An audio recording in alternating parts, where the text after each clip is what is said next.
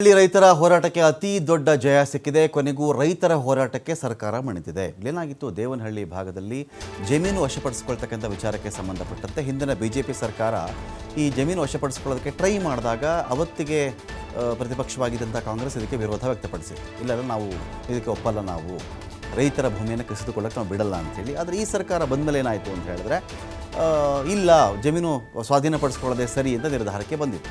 ಇದೇ ವಿಚಾರದಲ್ಲಿ ಪ್ರಕಾಶ್ ರೈ, ಚುಕ್ಕಿ ನಂಜುಂಡಸ್ವಾಮಿ, ಅನೇಕ ರೈತಪರ ಹೋರಾಟಗಾರರು, ರೈತರು ಹೋರಾಟಕ್ಕೆ ಧುಮುಕಿದ್ರು.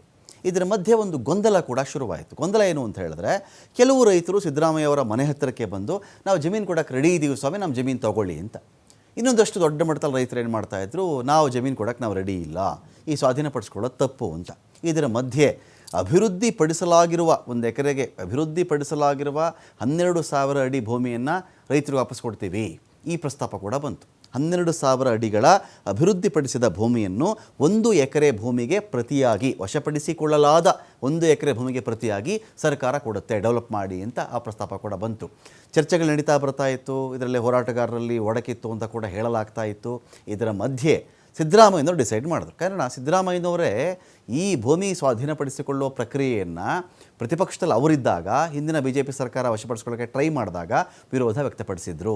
ನಮ್ಮ ಸರ್ಕಾರ ಏನಾದರೂ ಬಂದರೆ ಯಾವುದೇ ಕಾರಣಕ್ಕೂ ನಾವು ಈ ಭೂಮಿ ವಶಪಡಿಸಿಕೊಳ್ಳಲ್ಲ ಅಂತ ಅವ್ರು ಹೇಳಿದರು. ಇದೇ ಆಧಾರದಲ್ಲಿ ಪ್ರಕಾಶ್ ರೈ ನೇತೃತ್ವದಲ್ಲಿ ಅನೇಕ ರೈತ ಮುಖಂಡಗಳು, ರೈತ ಸಂಘಟನೆಗಳ ಒಕ್ಕೂಟಗಳು ಸೇರಿಕೊಂಡು ದೊಡ್ಡ ಹೋರಾಟವನ್ನು ಹಮ್ಮಿಕೊಂಡಿದ್ವು.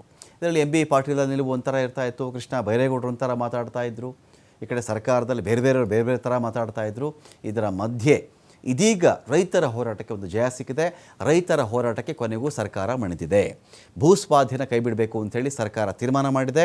ರೈತರ ಜೊತೆಗಿನ ಸಭೆಯಲ್ಲಿ ಸರ್ಕಾರ ಈ ನಿರ್ಧಾರವನ್ನು ಮಾಡಿದೆ. 1777 ಎಕರೆ, 23 ಎಕರೆ ಕಡಿಮೆ 1800 ಎಕರೆ ಇದು. ಅದನ್ನು ಭೂಸ್ವಾಧೀನ ಮಾಡ್ಕೊಳ್ಬೇಕು ಅಂತ ಹೊರಟಿತ್ತಲ್ಲ ಸರ್ಕಾರ, ಆ ಒಂದು ಭೂಸ್ವಾಧೀನ ಪ್ರಕ್ರಿಯೆಯಿಂದ ಹಿಂದೆ ಸರಿದಿದೆ ಸರ್ಕಾರ. ಭೂಸ್ವಾಧೀನವನ್ನು ಕಂಪ್ಲೀಟಾಗಿ, ಸಂಪೂರ್ಣವಾಗಿ ನಮ್ಮ ಸರ್ಕಾರ ಕೈಬಿಟ್ಟಿದೆ ಅಂತ ಹೇಳಿ ಸೇಮ್ ಹೇಳಿದ್ದಾರೆ. ರೈತರು ಸ್ವಯಂ ಪ್ರೇರಿತವಾಗಿ ಮುಂದೆ ಬಂದರೆ ಅಂಥವ್ರ ಜಮೀನು ಸ್ವಾಧೀನಪಡಿಸ್ಕೋತೀವಿ ಅಷ್ಟೇ. ರೈತರ ಇಚ್ಛೆಗೆ ವಿರುದ್ಧವಾಗಿ ನಾನು ನಿಮ್ಗೆ ಜಮೀನು ಕೊಡಲ್ಲ ಅಂತ ರೈತರು ಹೇಳಿದ್ರೆ ನಾವು ತೊಗೊಳಕ್ಕೆ ಬರಲ್ಲ.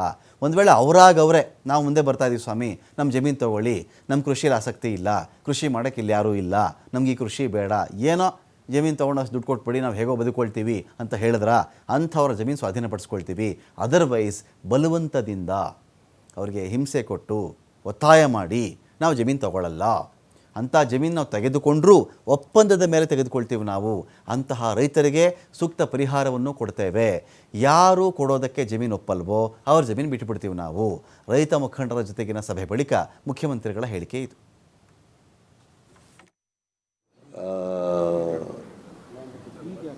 1777 ಎಕರೆ, 1777 ಎಕರೆ, ಅದು ಅಂತಿಮ ಅಧಿಸೂಚನೆ ಆಗಿರ್ತಕ್ಕಂಥ ಲೆಕ್ಕ.